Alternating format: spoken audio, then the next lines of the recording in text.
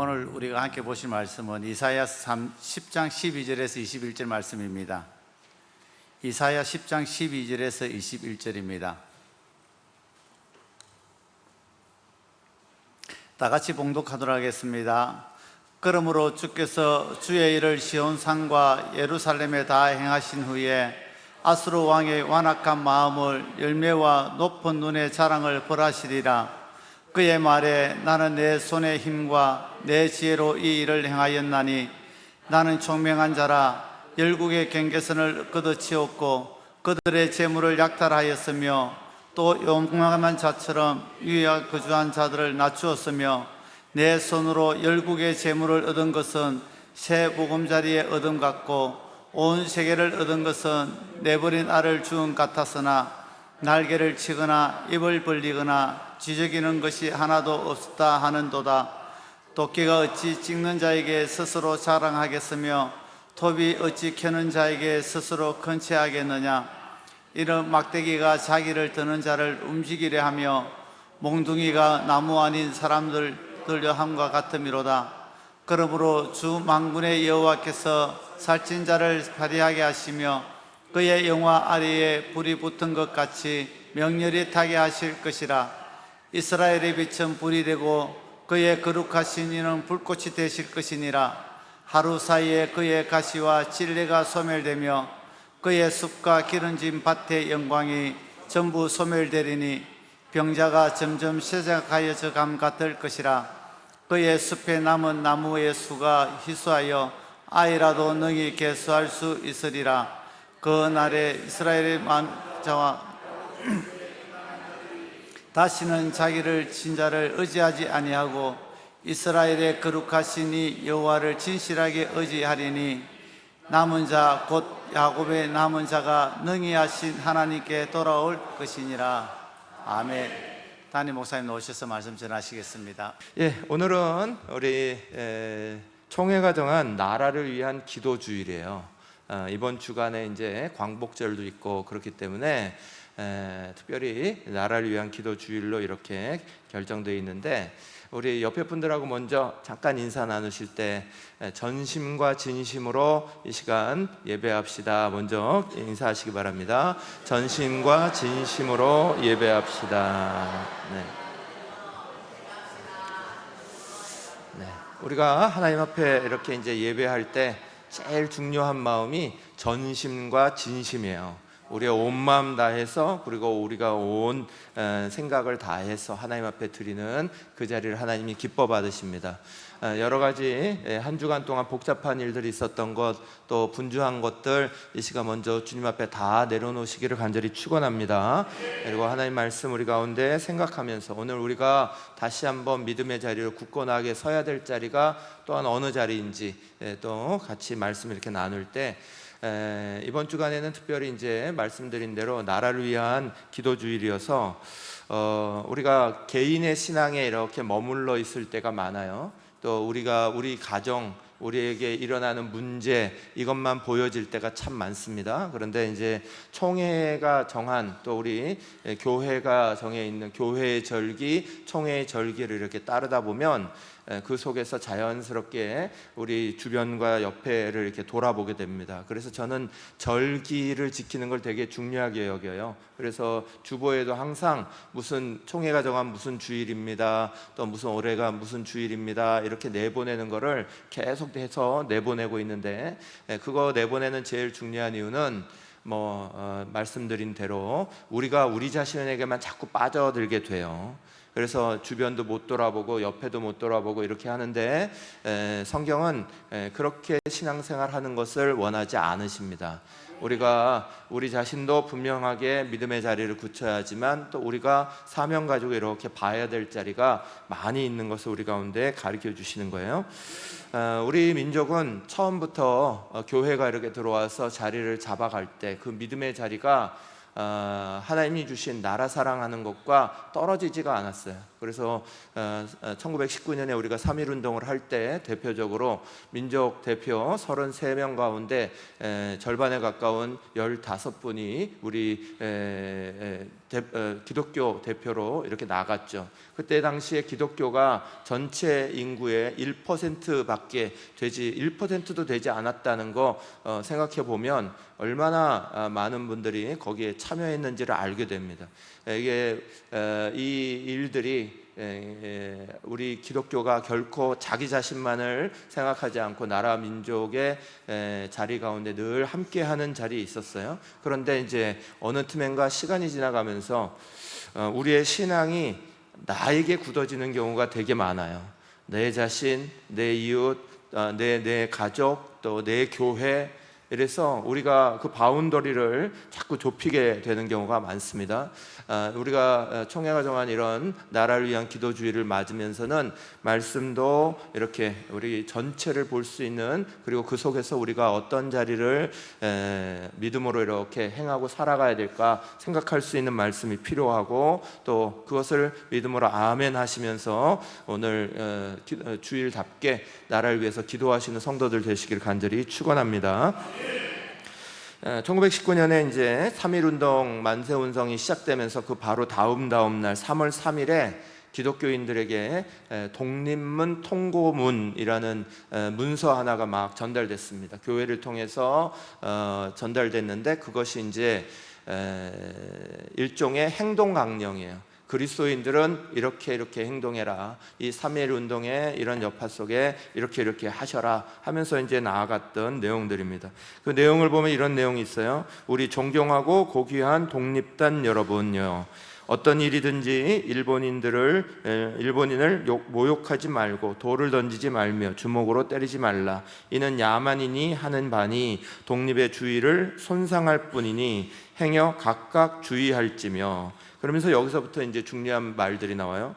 신자는 매일 3차례 기도하되 일요일은 금식하며 매일 성경을 읽되 월요일은 이사야 10장, 화요일은 예레미야 12장, 수요일은 신명기 28장, 목요일은 야고보서 5장, 금요일은 이사야 59장, 토요일은 로마서 8장을 돌아가며 읽을 것이라 하는 일종의 행동 강령을 쭉 정해서 같이 돌리게 됩니다. 여기에 내용들을 이렇게 보면 우리 교회가 또 성도들이 이런 위기적인 상황들을 딱 만나면서 어떻게 믿음으로 대처하려고 했는지, 그리고 그 말씀 안에서 분명한 방향과 목적을 잡으려고 하는 것들을 쭉 알게 됩니다.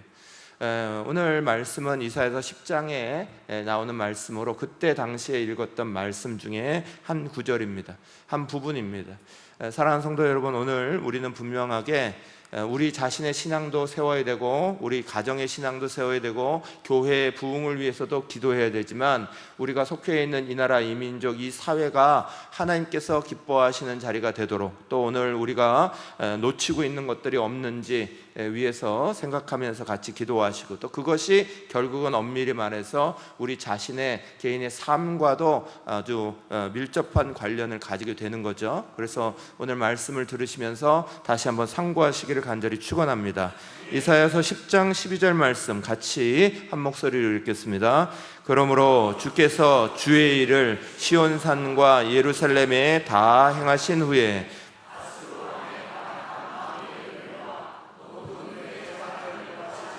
아멘. 이사야 본문에는 하나님께서 아수르라는 나라를 물리쳐 주시겠다 하시는 메시지가 나옵니다. 인류 역사상에 가장 잔인하고 아주 악독한 나라로 알려진 나라 중에 하나가 아시리아입니다. 아시리아는 지금의 현재 이라크 북부 지역을 중심으로 해서 이렇게 중동의 전체 패권을 가졌던 역사를 가진 나라입니다. 그 나라가 세력을 확장해서 가나안 땅, 이스라엘인 땅과 그리고 애굽까지 넘보고 있었습니다. 그래서 그 당시에 아수르의 이런 세력은 어마무지했습니다. 오늘 미국이나 중국이나 소련에 비할 바가 아니로 훨씬 더 러시아에 이렇게 비할 바가 아니라 강력한 그런 중동의 패권을 가진 나라였습니다. 그런 나라들 속에 이스라엘은 굉장히 불안정한 정국을 가지고 있었습니다. 이스라엘은 다윗과 솔로몬이 하나님께서 정말 복 주셔서 큰 나라를 만들고 그 나라 가운데 확장되는 놀라운 역사를 가졌지만, 그 이후에 하나님에게서 떠나가면서 남유다와 북이스라엘로 양분돼서 갈라지고, 그 한 200여 년쯤 지난 다음에는 북이스라엘이 이 아수르의 멸망을 당하게 됩니다. 그리고 북이스라엘을 멸망한 그 아수르가 남유다까지 막 이렇게 넘보고 있는 그런 상황 속에 하나님 메시지를 이렇게 주시고 있는 그런 메시지가 지금 나오고 있는 거예요. 이런 사태가 나라의 흥망이 이렇게 위기감에 빠지게 된 중요한 이유는, 하나님께서 다윗을 축복하셔서 그 나라를 만드시고 또 솔로몬에게 강성한 나라를 허락하셨지만, 이들이 결국은 하나님을 떠나는, 하나님을 배반하고 이방 신상을 숭배하기 시작하고, 또 하나님을 떠나고 그들의 생각들보다 더 강대국을 의지하고, 이것이 결국은 하나님께서 이스라엘에게 하지 말라고 하는 일들이었죠. 그런데 그것들을 기회를 주시고 기다리는 가운데도 계속 오히려 이스라엘 스스로가 하나님을 떠나 살고 이방 신상을 섬기고, 또 세계 강한 나라들에게 빌붙어서 안보를 유지하려고 하고, 이런 것들이 반복되다 보니 하나님께서 아수르라는 손을 들으셔서 이 이스라엘을 치셨습니다. 그래서 오늘 12절에 나타나는 말씀이 바로 이 아수르를 들어서 치시겠다 하시는 거였어요. 그런데 중요한 건, 그 아수르를 치고 나서 아수르를 통해 이스라엘이 그렇게 곤욕을 당한 다음에 하나님께서 이 아시리아도 반드시 치시겠다는 거예요. 왜냐하면 아수르가 또 하나님 앞에 교만했기 때문이죠. 하나님의 도구로 쓰임 받았는데 마치 자기들이 하나님인 양 건방지게 이 모든 것들을 행하는 것을 보시며 하나님께서 치셨습니다. 그것이 이제 13절 14절 말씀인데 이렇게 말씀이 되어 있어요. 그의 말에 나는 내 손의 힘과 내 지혜로 이 일을 행하였나니 나는 총명한 자라 열국의 경계선을 걷어치우고 그들의 재물을 약탈하였으며 또 용감한 자처럼 위에 거주한 자들을 낮추었으며 내 손으로 열국의 재물을 얻은 것은 새 보금자리를 얻음 같고 온 세계를 얻은 것은 내 버린 알을 주음 같았으나 날개를 치거나 입을 벌리거나 지저귀는 것이 하나도 없었다 하는도다 라고 되어 있어요. 이들이 스스로 이렇게 말하면 우리가 잘해서, 우리가 대단해서 이런 것들을 얻게 됐다 이렇게 말하고 있을 때, 하나님은 오히려 이 오만한 자들을 치시는 일들을 행하십니다. 사랑하는 성도 여러분, 우리 나라와 민족은 큰 역사 가운데 흘러가게 되는 거죠. 우리나라뿐만 아니라 국제 정세의 모든 일들이나 모든 상황들은 우리 작은 눈을 열어서 크게 역사를 주관하고 계시는 하나님의 눈이 되어야 이게 보이게 됩니다. 그런데 그 역사의 자리에서 제일 중요한 건 이거죠. 동양이나 서양이나 말할 것 없이, 예나 지금이나 말할 것 없이 크고 힘 있는 나라다 할지라도 하나님께서 그 작고 보잘것없는 나라들을 짓밟고 하고 있는 그 나라들을 하나님께서 심판하시게 된다는 거예요.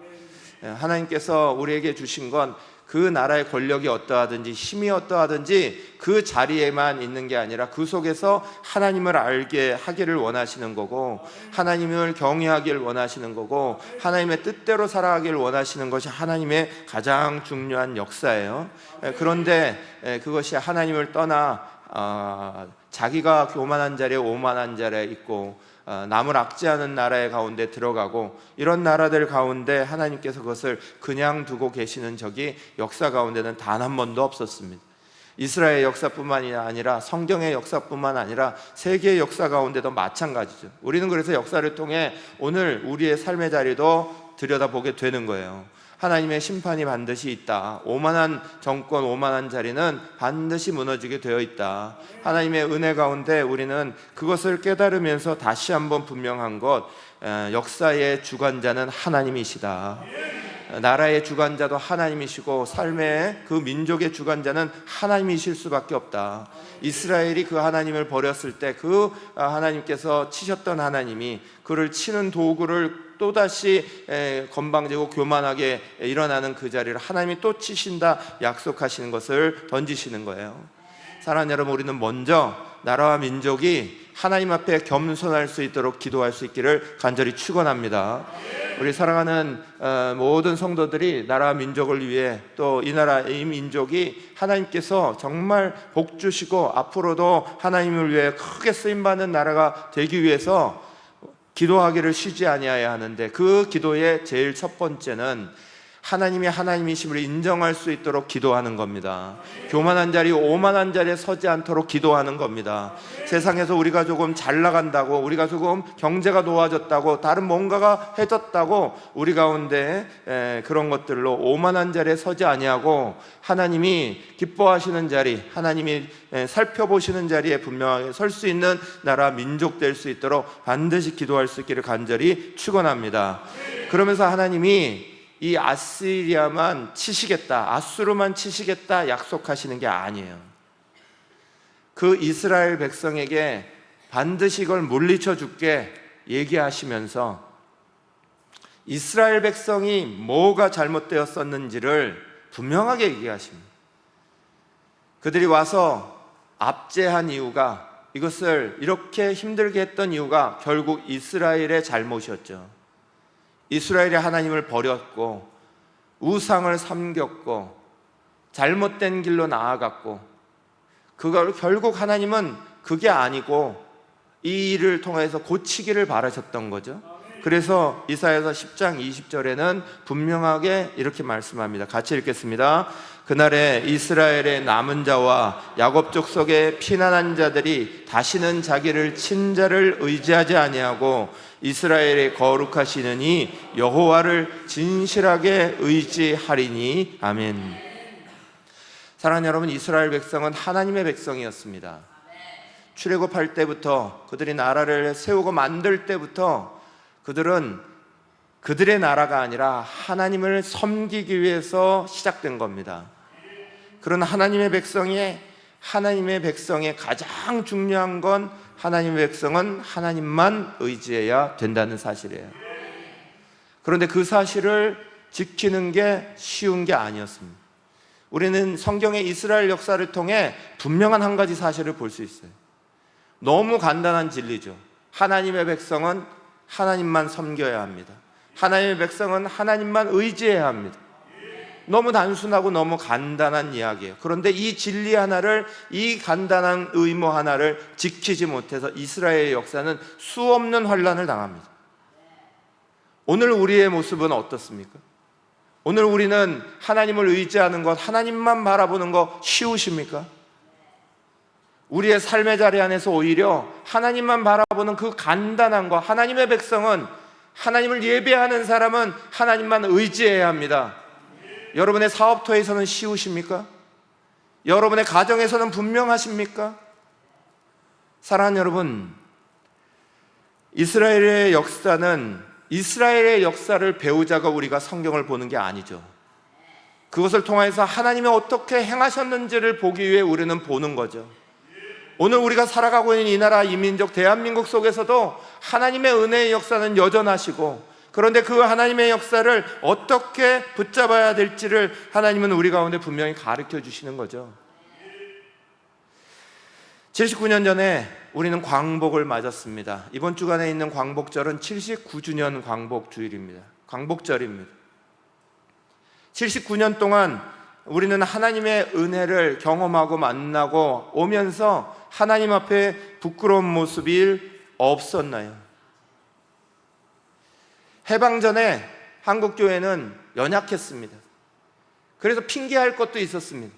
복음이 전해지고 한국 땅에 복음이 깊이 뿌리 내리지 못하고 전 인구의 1%도 안 되는 그리스도인이 있었기에 우리는 아직 연약했습니다. 그래서 하나님 앞에 온전하게 예배 드리지 못하는 그런 사람들이었습니다. 하나님 앞에 그렇게 핑계할 수 있었을 겁니다. 그러나 해방 이후에 한국교회는 어마어마한 성장을 했습니다. 저와 여러분은 한국교회는 정말 놀라운 자리가 있습니다. 가는 곳곳마다 골목마다 십자가, 붉은 십자가가 가득합니다. 그러면 우리는 하나님만 잘 섬기고 있나요? 그것을 잘 보여주시고 있나요? 오늘 우리의 삶의 자리는 정말 하나님 앞에 부끄러울 것이 없는 자리로 서 있는가요? 믿음의 삶의 자리를 가지고 삶의 현장으로 나아가서 그것을 그 믿음의 삶으로 세상 가운데 그렇게 보여주고 살아가고 본이 되어주고 계시는 건가요? 많은 교회들이 정말 놀랍게 성장했습니다. 그리고 많은 사람들이 교회가 조직적으로 움직이고 있는 것에 굉장히 기뻐합니다. 교회의 전통이 세워졌고 교회의 규율이 있고 교회 안에 이렇게 하면 되는 것들이 다 절차들이 만들어지고 중요하게 여깁니다.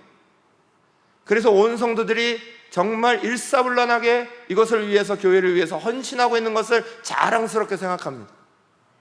그런데 세상은 그런가요? 우리가 그 세상을 향해 나아가서는 정말 그리스도의 증인된 모습으로 그렇게 서 있는 건가요? 나라 민족에 부끄럽지 않는 한국교회로 지금 우리는 서 있는 건가요? 수많은 사람들이 한국교회의 이야기를 1919년에 1%도 안 되던 사람들이 외치던 그 외침을 들었던 한국 민족이 민족의 20%가 넘게 교회를 다니고 있는 오늘의 목소리를 과연 경청하여 듣고 있는 건가요?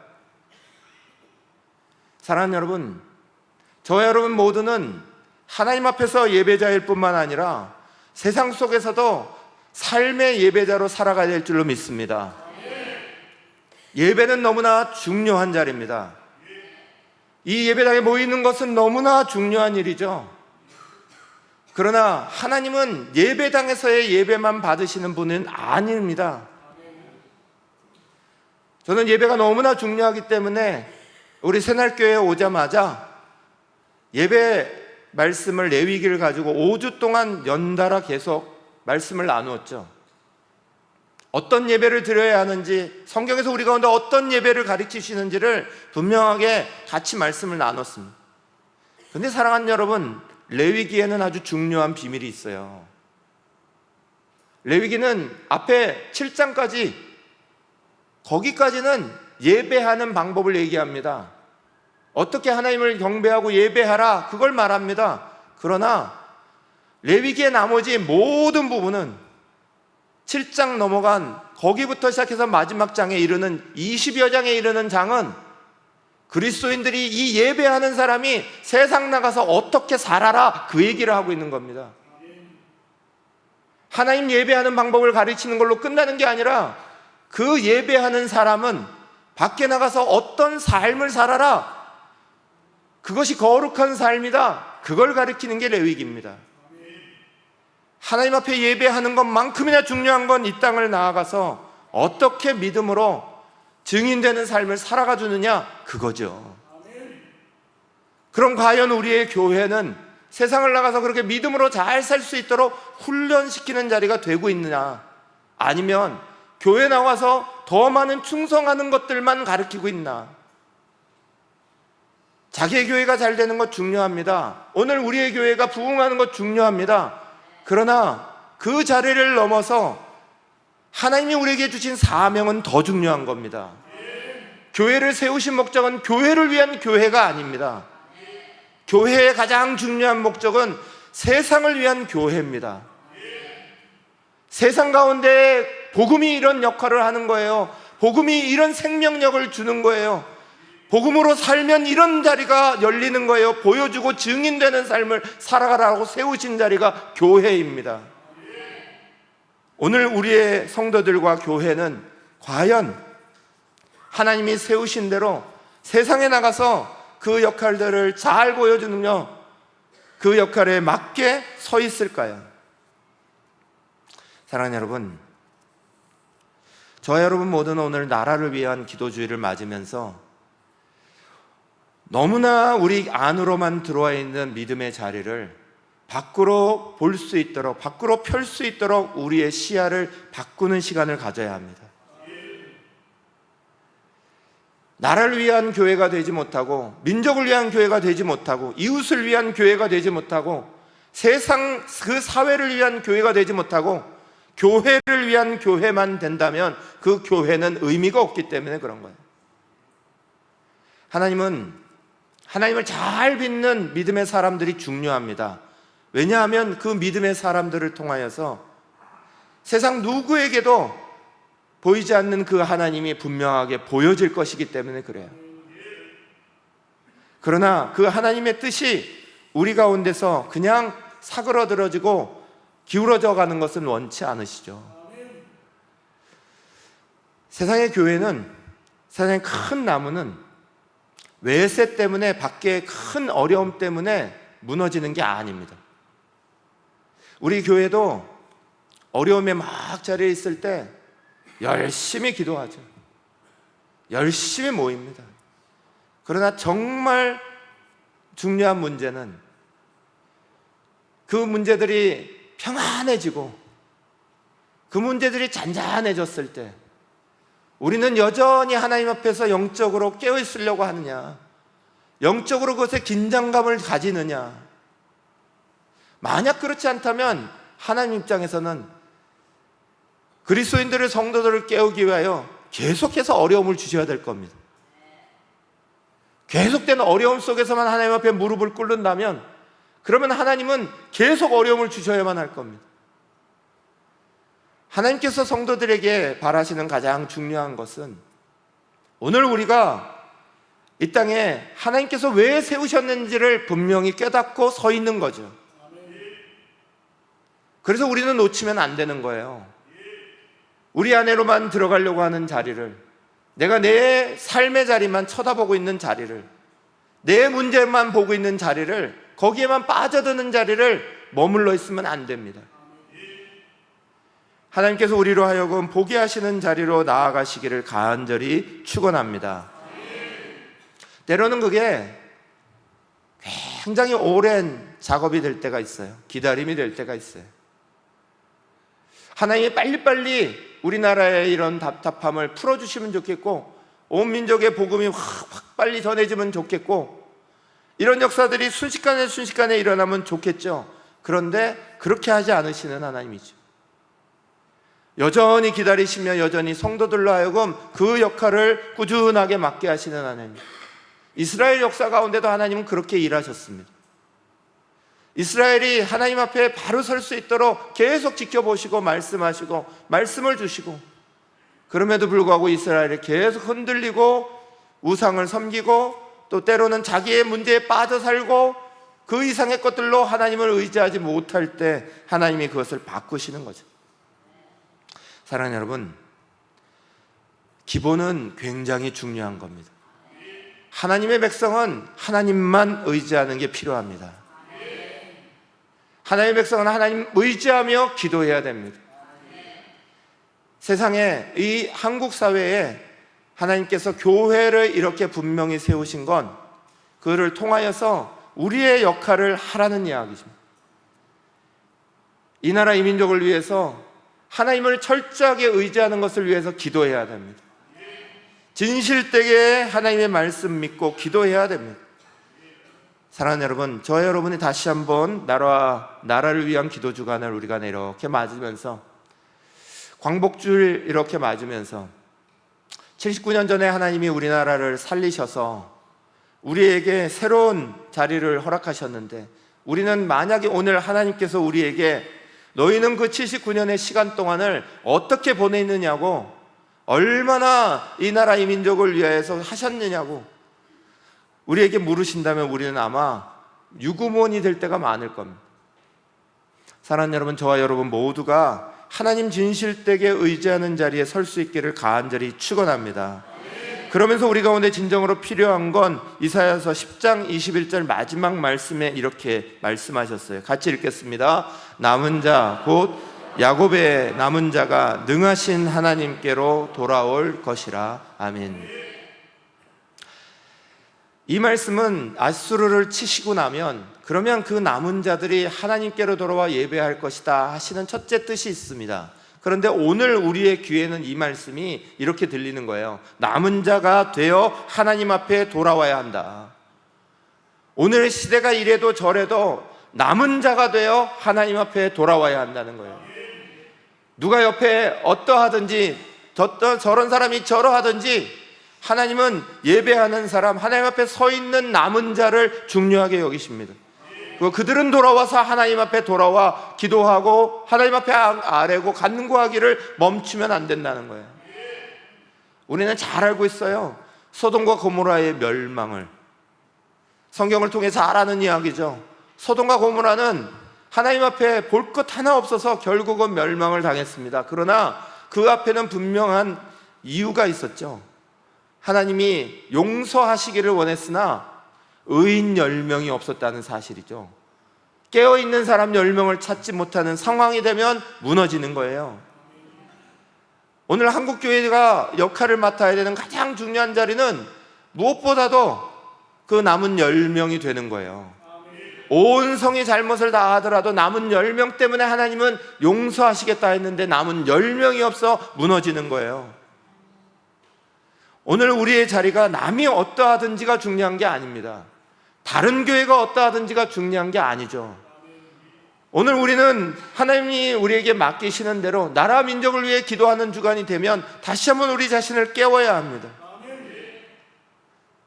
그동안 기도하지 못했던 것들, 그동안 우리의 삶에 너무 바쁘게 살았던 것들, 너무 지쳤던 것들, 치우쳤던 것들이 바른 균형을 받는 자리로 돌아와야 합니다. 하나님은 우리의 일들은 다 책임지시는 하나님이다 분명히 약속합니다. 저도 우리 사랑하는 성도들에게 계속해서 말씀드립니다. 하나님은 먼저 그의 나라와 그의 의를 구하라 하셨어요. 근데 거기에 그것만 말씀하신 건 아니죠. 단서조항을 그 다음에 분명히 다 하셨죠. 그리하면 이 모든 것을 너희에게 더하시리라 하셨어요. 이 말씀의 의미는 이거죠. 너희는 내가 명령한 걸 잘 지켜. 그럼 내가 너희들의 삶은 다 지켜줄 거야. 우리가 무엇을 입을까, 무엇을 먹을까 염려하지 말고, 오늘 어떻게 살아가야 될까, 어떻게 뭔가를 해야 될까 염려하지 말고, 그건 하나님 앞에 맡기라는 거예요. 우리 가운데는 하나님이 명령하신 명령이 있다는 거예요. 우리 가운데는 나라를 위해서 해야 되는 책임이 있다는 거예요. 우리는 이 사회를 위해서 해야 되는 책임이 있다는 거예요. 이 지역을 위해서 해야 되는 책임이 있다는 거예요. 하나님은 그걸 우리 보고 하라고 하시는 거고 나머지는 하나님 앞에 맡기라는 믿음을 가지라는 거예요. 그런데 우리는 늘 반대로 살아요. 조금 지나가 보면 내 것 찾아가기가 너무 바빠요. 내가 먹고 살고 내가 가져가는 것 늘 이게 우리의 걱정이고 염려고, 하나님이 우리에게 맡기신 사명은 늘 뒷전입니다. 사랑하는 여러분, 저 여러분 모두는 나라를 위해 기도하는 주일에 다시 한번 우리 자신을 깨울 수 있기를 간절히 축원합니다. 독립단 통고문이라는 것, 아까 읽어드린 그 내용에 있는 마지막 토요일에 읽는 로마서 8장에는 말씀이 이렇게 시작되고 있어요. 로마서 8장 2절, 이는 그리스도 예수 안에 있는 생명의 성령의 법이 죄와 사망의 법에서 너를 해방하였음이라. 아멘. 우리를 육신적으로만 해방하는 것이 아니라 하나님은 죄와 사망의 법에서 생명의 성령의 법으로 나오도록 우리를 해방하시는 거예요. 생명의 성령의 법을 가지고 있는 사람들은, 그렇기 때문에 그 그리스도인들은 육신을 따르지 않는다. 4절이 이렇게 말합니다. 육신을 따르지 않고 그 영을 따라 행하는 우리에게 율법의 요구가 이루어지게 하려 하심이라. 아멘. 그래서 육신의 생각으로 살아가지 않아요. 6절이 이렇게 말하죠. 육신의 생각은 사망이요 영의 생각은 생명과 평안이니라. 육신의 생각으로 살아가지 않는다는 거예요. 육신의 생각으로 이 땅을 보지 않는다는 거예요. 하나님이 우리에게 주신 생명과 평안의 은혜의 자리 가운데 보는 거예요. 그래서 7절은 이렇게 말해요. 육신의 생각은 하나님과 원수가 되나니 이는 하나님의 법에 굴복하지 아니할 뿐 아니라 할 수도 없음이라. 그럽니다. 육신의 생각으로 보지 말라는 거예요. 우리에게는 죄와 사망의 법이 지배하는 삶이 아니라 구원받아 생명과 성령의 법이 우리를 다스리고 있다는 거예요.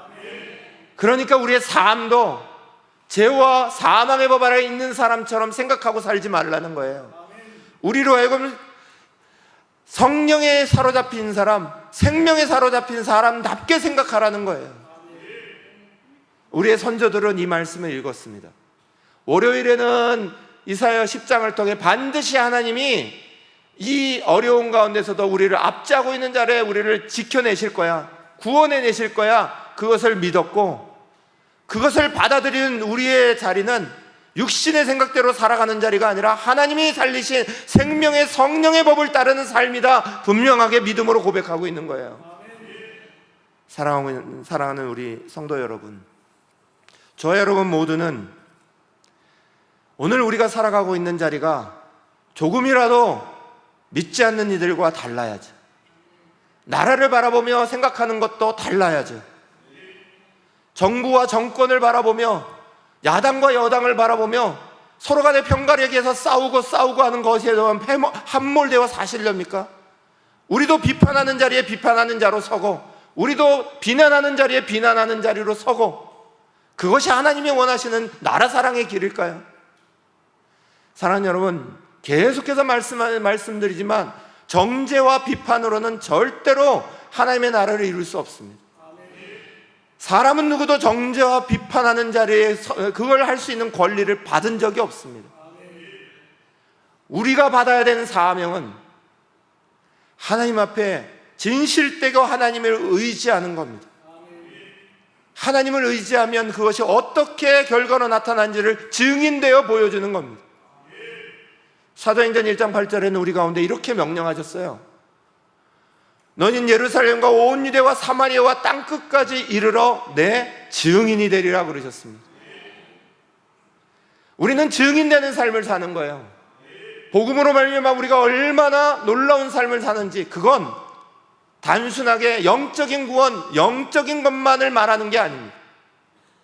삶의 자리 안에 분명한 믿음의 자리를 이원론적으로 보지 아니하고 영적인 것, 세속적인 것 분리해서 나는 영적인 것만 찾아가, 아니에요. 이건 이단이에요.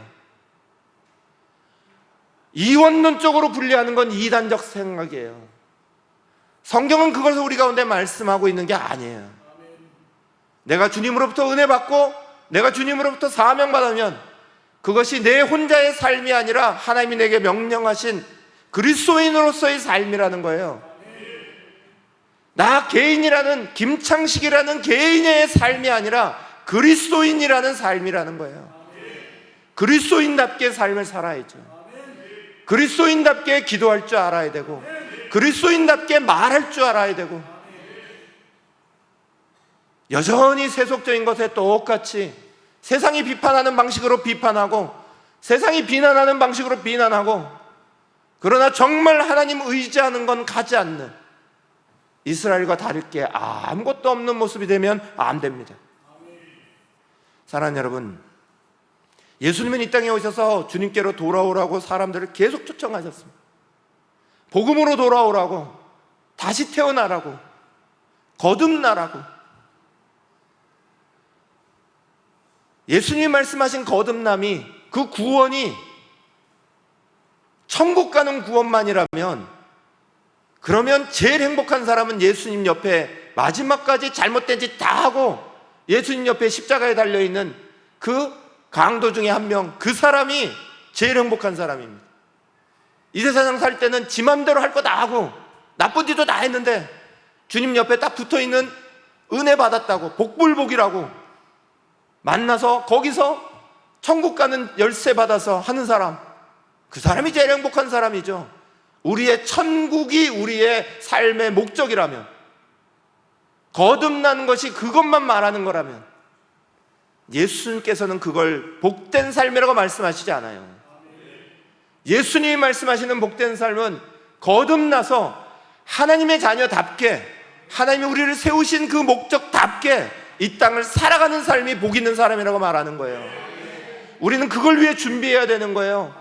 세상을 나가서 복 있는 사람답게 어떻게 믿음으로 살아가야 될 거냐? 나라와 민족을 위해 우리는 다른 눈을 가지고 무엇을 바라봐 줄 거냐? 사랑하는 여러분, 그리스도인들은 달라야 합니다. 성경을 알고 있고 말씀을 보고 있는 저와 여러분은 달라야 합니다. 우리는 죽음조차도 두려울 것이 없는 사람들이에요.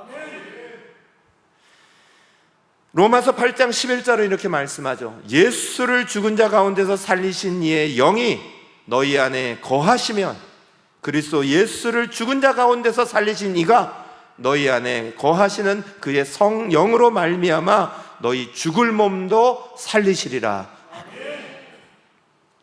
사랑하는 여러분, 오늘 저와 여러분은 부활을 믿고 살아가고 영원한 생명을 믿고 살아가고 하나님이 오늘도 살아계신다는 사실을 믿고 살아갑니다.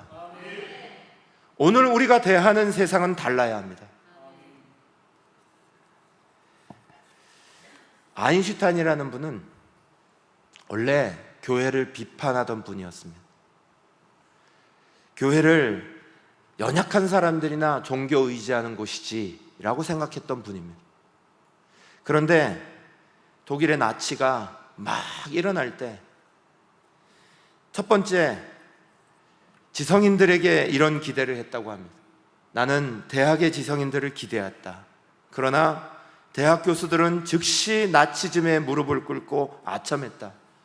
그들은 나치즘이 주공하는 잘못된 인종 이론을 마치 옳은 것인 양 이론적으로 뒷받침하고 떠들어댔다. 나는 신문과 언론인을 기대했다. 그러나 신문도 얼마 지나지 않아 필봉을 놓았다. 그런데 오직 교회만이 독재자를 항거하며 수많은 기독교인들이 줄지어 감옥으로 향하였다. 나는 교회에 한없는 찬사를 보낸다. 교회를 무시하던 나약한 사람들이나 가는 곳이지 라고 말했던 아인슈타인이 나치즘이 기성을 부리는 그 시기에 움직이는 그리스도인, 살아있는 그리스도인들을 보면서 교회가 오로지 교회만이 희망이다라고 본 거예요. 우리 김구 선생이 나중에 경조장에서 뭐라고 말씀하셨는지 압니까? 해방된 대한민국은, 해방된 조국은 경찰서 10개를 만드는 것보다 교회 하나를 지어야 합니다. 그렇게 말했습니다. 사랑하는 여러분, 오늘 우리의 교회가 불의한 자리에 서지 아니하고 하나님의 자리에 서야 하고, 하나님께서 나라를 사랑하시고 우리 민족에게 허락하신 그 자리를 잘 붙잡고 그것을 생명력 있게 전파하려면 우리 그리스도인들부터 생각이 달라져야 합니다. 위기의 상황, 나라가 흥망이 흔들리는 상황, 그때 영웅이 나온다고요? 아니에요. 그때 변절자가 나옵니다. 그때 믿음을 제대로 하지 못한 사람들이 무너지는 거예요. 오히려 오늘 아무것도 아닌 자리 같은 이 자리, 그러나 이때가 정말 우리나라의 위기입니다. 하나님, 정말 경제적으로 그 안에만 매몰되고 있는 이때가 위기입니다. 하나님이 보이지 않고 젊은이들이 하나님을 잃어가는 이때가 위기입니다. 오늘 가정들이 무너져가고 있는 이때가 위기입니다. 인구를 절벽으로 몰아내고 있는 지금 이때가 위기입니다. 여러분, 우리는 이걸 봐야죠. 그리고 하나님 앞에 함께 기도해야죠. 이 나라, 이 민족이 정말 하나님이 원하시는 나라 되도록 그것을 바라보며 우리는 살아나야 됩니다. 몇 주 전에도 말씀드렸어요. 박제된 그리스도인이 되면 안 됩니다.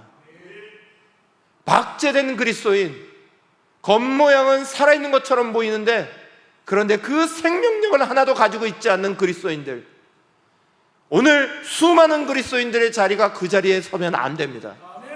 살아있는 그리스도인들, 살아있는 믿음의 자리. 사랑하는 여러분, 다른 교회는 모르겠습니다. 제가 다른 교회 가서 설교할 기회 없으니 그거 모르겠습니다. 그러나 새날교회는, 우리 교회는, 우리 성도는 적어도 하나님 앞에 무릎 꿇어야 합니다. 내 자신만이 아니라 나라와 민족을 위해, 이 사회를 위해, 오늘 우리가 살아가는 이 시대를 위해 기도하기를 쉬면 안 됩니다. 하나님 앞에 진정한 예배자 되는 건 예배당에서의 예배자만이 아닙니다. 우리의 삶의 자리 안에 진정한 예배의 삶의 자리가 반드시 이어져야 합니다. 미국이 복잡하고 정말 상업주의가 판을 치고 자본주의 사회인 것 같아도 그 미국의 사람들이 정말 존경하는 믿음의 사람들이, 분명한 사람들이 있어요. 여러 사람들 중에 4명의 군목들이 있습니다. 아주 존경하는 사람들로 세워져 있는 이 포 채플린이라고 불리는 이 사람들을 위한 기념 예배당도 있고, 이 사람들이 미국의 중요한 정신을 차지하고 있어요. 이분들이 어떤 분이냐? 군목은 군에서 목사로서의 역할을 하는 사람이죠. 1943년 2차 대전이 한참일 때 수송선에 연합군 미군 장병들을 태우고 904명의 장병을 태우고 뉴욕항을 출발해서 저쪽 전선으로 이동하는 중에 12일 만에 2월 3일 독일의 잠수함에 이 배가 딱 걸리게 됩니다. 그리고 그 잠수함이 이 배를 향하여, 수송선을 향하여, 군인들이 904명 타고 있는 이 배를 향하여 어뢰를 발사합니다. 그리고 얼마 되지 않아 이 배가 침몰되기 시작합니다. 그래서 다들 아비규환이 되어 있는 그때에 4명의 군목이 그 배를 타고 있었는데, 이 4명의 군목이 침착하게 구명정을 막 나눠주기 시작합니다. 그리고 배에 태웁니다. 그 태우다가 옆에 것을 나눠주다 주변에 이제는 나눠줄 구명조끼가 없었습니다. 그 구명조끼가 없게 되자 한 군목이 병사를 딱 세우고 물어봅니다. 예수 믿나? 그런데 이 병사가 하는 말이 아니요, 그랬습니다. 그러자 이 군목이 자기의 라이프 자켓을, 구명조끼를 벗어서 주었습니다. 그러면 이렇게 말합니다. 나는 예수를 믿기에 지금 죽어도 분명히 천국에 가네. 자네는 반드시 살아서 예수 믿으시게, 그리고 천국에서 나를 다시 만나세요. 그리고 그것을 주고 4명의 군목과 함께 다 자기의 조끼를 내어준 그 사람들이 그 무너져가는, 침몰하고 있는 배 위에 남아 끝까지 찬송했다며, 그리고 기도했다며. 살아있는 사람들이, 생존자들이 나중에 이들을 증언합니다. 그들이 마지막 순간까지도 기도하는 모습을 봤습니다. 그들이 자기의 생명 구조 조끼를 다 나누어 줬습니다. 사랑하는 여러분, 그리스도인들은 오늘 우리가 죽어도 주님의 나라, 하나님 나라에 분명히 설 사람들입니다. 오늘 우리는 그 확신과 믿음 가운데 이 땅을 살아가고 있는 사람들입니다. 우리의 삶의 자리 가운데 무서울 것도 두려울 것도 다른 어떤 것도 없는데, 우리는 왜 우리의 삶의 자리 안에 매일 무엇을 먹을까, 무엇을 입을까, 무엇을 어떻게 할까, 여기에만 매여 사십니까? 죽음조차도 해결하신 주님이 우리의 손을 붙잡고 계시는데, 오늘의 우리나라가 안타깝고 안타깝게 무너져가는 자리가 수없이 보이는데, 왜 우리의 기도는 항상 우리의 가족과 우리의 문제와 더 많이 먹을 것, 더 많이 입을 것, 그것이 우리의 기도가 되고 있습니까? 사랑하는 여러분, 이번 광복절을 맞으면서 오늘 일부러 나라를 위한 말씀을 같이 나누었습니다. 그리스도인들은 우리 자신만을 위해 살아가는 사람이 아닙니다. 오늘 우리가 우리 자신의 자리에 함몰되어 살아가고 있다면 깨어나시기를 간절히 축원합니다. 절기를 지키고 시간을 지켜가며 주변을 돌아봐야 합니다. 이 나라를 위해 기도할 것이 무엇이고, 우리가 살아가고 있는 이 사회를 위해서 헌신해야 될 것이 무엇이고, 주님은 교회를 위한 교회는 세우지 않으셨습니다. 교회를 든든히 세우고 성도를 든든히 세우고 그것을 통하여 세상 가운데 증인되라고 우리를 세우셨습니다. 삶의 자리 가운데 거룩한 삶의 예배를 드리라고 우리를 세우셨습니다. 사랑하는 여러분, 나라를 위해 기도할 때입니다. 부산 이야기도 들으시지 않았어요? 부산조차도 소멸되는 나라에 들어가고 소멸되는 도시에 들어가잖아요. 인구 절벽의 자리에 들어갑니다. 보이지가 않습니다. 앞으로 우리나라의 앞으로의 자리가 보이지 않는 그 자리 안에 우리는 서 있는데, 그런데 우리는 무엇을 위해서 기도하고 있는 겁니까? 무엇을 위해서 오늘 제자리 걸음을 하고 있는 겁니까?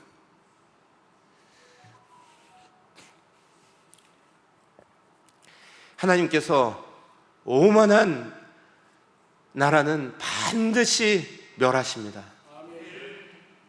하나님 앞에 겸손한 나라, 하나님을 볼 수 있는 나라가 될 수 있기를 간절히 축원합니다.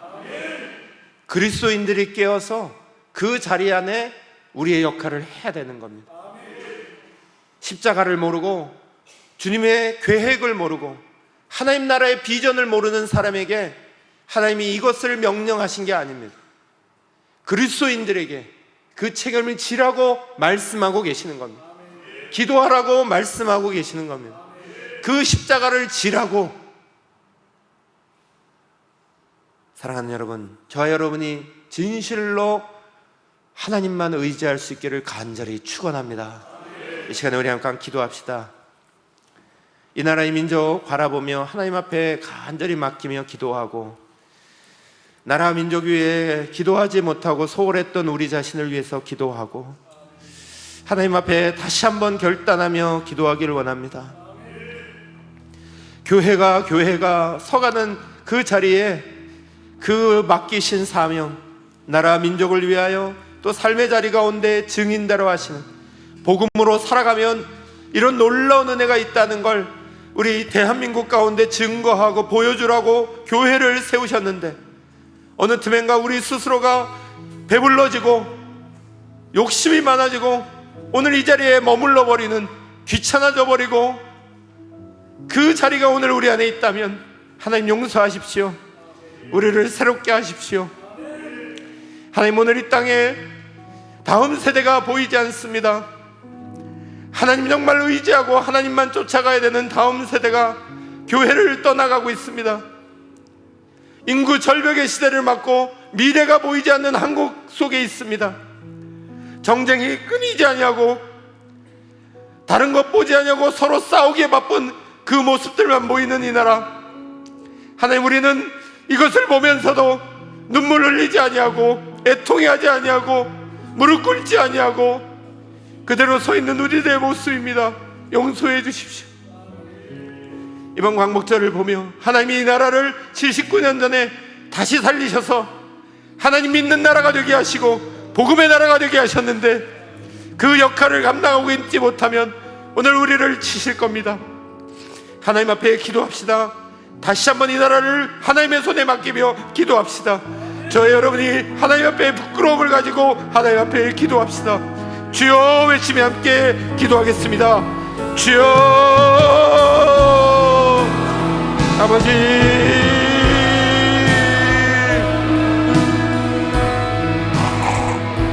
아버지,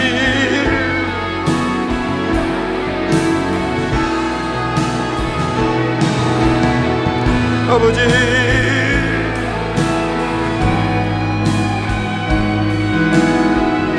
아버지, 우리는 주님 앞에 부끄러운 자입니다. 하나님, 우리에게 맡기신 우리나라에 대한 십자가, 오늘 우리가 살고 있는 이 시대에 대한 십자가, 주님이 우리에게 지게 하시는 십자가의 자리는 외면하고 그것은 보지 아니하며 아버지 앞에 무릎 꿇지 아니하며, 우리는 하나님 앞에 이기적으로 살며, 우리는 하나님 앞에 부끄럽게 살며, 하나님 앞에 겸손치 못하게 살며, 하나님 앞에 우리 자신만을 바라보며 살았던 우리의 모습들을 주님 앞에 회개합니다. 하나님 앞에 용서를 구합니다. 나라를 위하여 기도를 받으며 다시 한번 주님 앞에 서며 하나님 앞에 무릎 꿇고 붙들기를 원하고 그런 그리스도인들을 보기를 원하시는 하나님의 은혜 앞에 서기를 원합니다. 우리의 가정도 중요하고 우리의 삶도 중요하지만 하나님, 우리의 내맡겨진 이 나라의 민족이 하나님께서 너무 깊이 쓰시는 하나님 나라 하나님 민족이 되기 위하여 구하고 간구하는 우리가 되게 하여 주시옵소서. 살아계시고 역사하시는 하나님, 하나님이 풍령등과 같이 꺼져가던 이 나라를, 또 압제받던 이 나라를, 무너져버리고 있던 이 나라를 다시 살리셨습니다. 하나님 덕분에 오늘 우리나라는 부흥을 만나고 경제 부흥을 얻고 곳곳마다 교회가 세워지고 곳곳마다 복음이 전해지고 수많은 일들이 우리 속에 벌어져 있으나 이스라엘 백성과 같이 어느 틈엔가 하나님 앞에 오만한 나라가 되어 있고 어느 틈엔가 하나님 앞에 부끄러운 나라가 되어 있고 다음에 미래가 보이지 않는 암담한 속에 우리가 있습니다. 그 자리를 보면서도 기도하지 아니하는 그리스도인들, 거기에 헌신하지 않는 그리스도인들, 박제화된 그리스도인들이 오늘의 우리의 모습입니다. 용서하여 주시옵소서. 나라를 위한 기도제를 맞으며 광복의 그 기쁨을 하나님이 주신 것을 기억하며 다시 한번 이 나라를 위해 붙잡고 기도하기를 원합니다. 이 사회를 위해 기도하기를 원합니다. 동시대를 위해 기도하기를 원합니다. 다음 자라날 우리의 세대들이 아름다운 하나님 내 나라, 대한민국이 하나님 앞에 무릎 꿇는 나라, 하나님 앞에 서는 나라가 되길 위하여 기도할 수 있도록 도와 주시옵소서.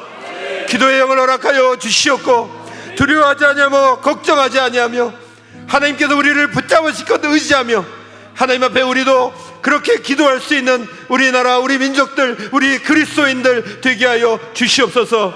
축복하며 예수님의 이름으로 간절히 기도합니다. 아멘.